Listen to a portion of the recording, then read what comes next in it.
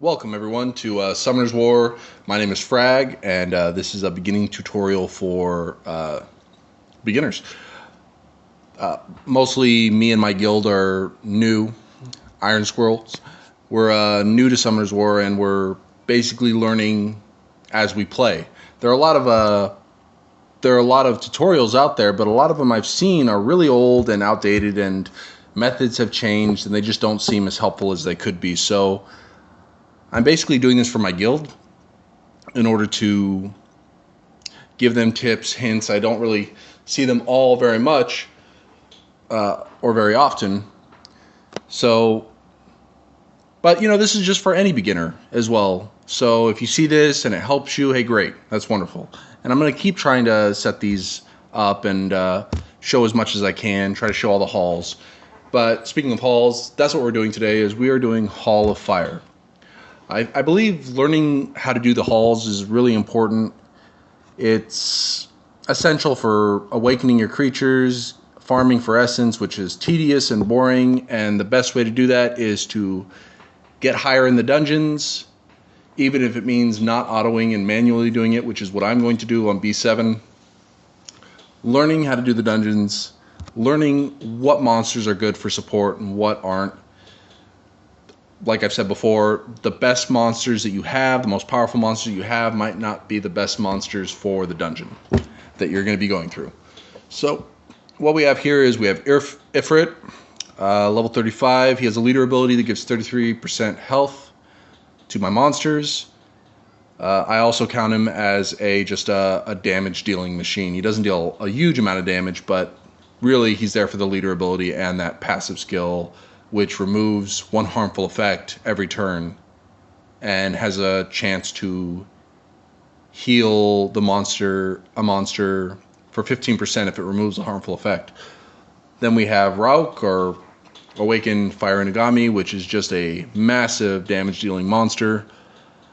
We have Ahmad, which is my support monster. He swings, he crits, and then he heals the whole team. So most of my runes are on crits for him. We have Konamaya, which is one of my favorite 2-star monsters. A global heal, plus removes harmful effects from all your monsters. Really great monster. Plus, hey, fire dungeon, water monster. Seems right. But one monster that we don't use very often, that I don't use very often, is Lulu. Lulu has 2 heals. Lulu heals all monsters for a certain percentage, and then also removes 1 harmful effect, which is great. And then the second heal is heals target monster and himself, and removes harmful effects from the monster you're targeting. So basically, you see that I'm spiraling towards dots, which is damage over time effects. For Fire Dungeon and for other dungeons, it's really important to have monsters that get rid of these harmful effect over time. If you've played the Fire Dungeon, then you've definitely noticed that when you get to the boss, he throws this bomb countdown on you and just deals massive damage if you can't get rid of the dot in time. So what we're going to do is we're going to just try to run through this quickly. And what I'm doing with all these healers is I'm basically trying to keep my guys, like, see, look how much damage that guy, that Ifrit did, that Ifrit got from 2 attacks, which is just dumb. So I have to heal him as soon as possible.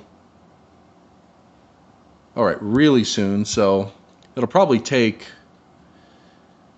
I'll go ahead and use my heal now because I really don't have to worry about dots on these mobs. These mobs aren't going to be throwing terrible dots at me. What is going to be throwing terrible dots at me is the boss. So I have to keep my team alive to be able to face the boss. So we're just going to run through this. We're going to try to kill as many monsters as possible with keeping the health up. These, if you notice, I'm going for the crystals first, is these guys are just a pain in the ass, all right? They're annoying. If you see crystals and then you see golems, kill the crystals, all right? Because they're the things that are going to be killing you most likely. Golems are just tanks. Simple. 22nd, which would be 5? Yeah, 5 crystals. Just gonna go through, hopefully. The reason I'm always trying to keep these guys topped off on health as well is because you never know what these guys are gonna target. Now you could use a guy that provokes, a monster that provokes, but I don't have one. I don't have one that in particularly provokes all monsters yet that's leveled up and runed up. So I'm just doing this. I keep going after my main dot remover guy, so I gotta hurry up and... Okay, now they're going after Ifrit, which is better. So hurry up and get through this so I can get to the boss. Now, it's doing it manually obviously takes more time and it's tedious, especially if you're farming. But if you want more essence, I mean, it's what you got to do. I mean, there's this huge gap between B6 and B7, and the amount of mids that I see drop in B6 compared to B7 is just ridiculous.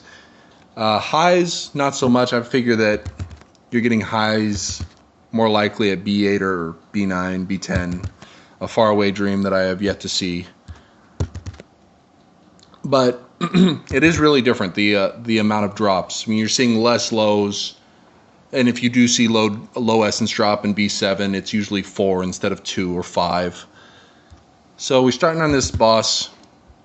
He doesn't deal a lot of damage. All you have to worry about is the damage over time effect. So I save all my healing for when I necessarily like these little lessons to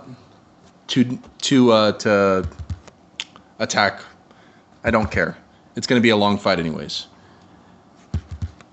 The only thing I have to worry about is keeping my team topped off, making sure that individual guys like my Awakened Inugami, he's a little squishy. So I have to make sure I throw a heal on him every now and then. I don't want him to die.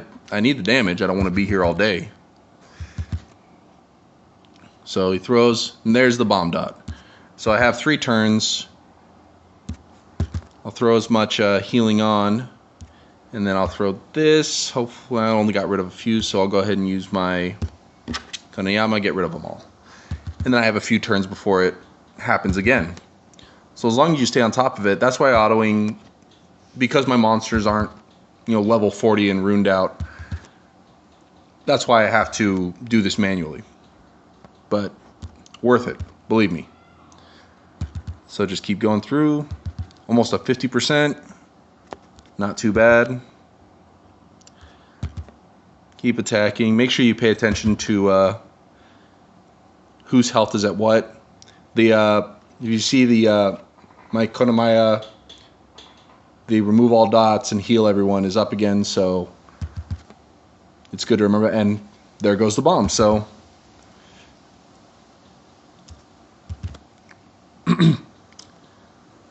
and if you saw Ifrit there, he just removed most of the effects. So I don't even have to use, I'm not going to use Konamiya's, oh, well, now I am because everyone's down at health. You can save it. Just really great utility, Ifrit. And then, you just do the rest of the damage and he's done. So tedious, yes, but worth it for the gains. Seriously. And there you go. You got a mid.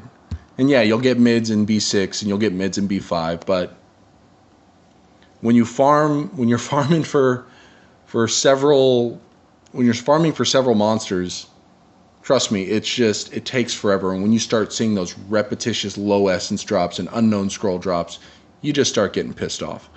So this is what I do to speed it up, Plus, it helps me learn the fight, and that's why I can help my fellow guildmates this way. So that is the Hall of Fire. I will do tomorrow's, I think, Wind or Water. But until then, have a great day. This is Frag signing out from Iron Squirrels in Fresno. See you later.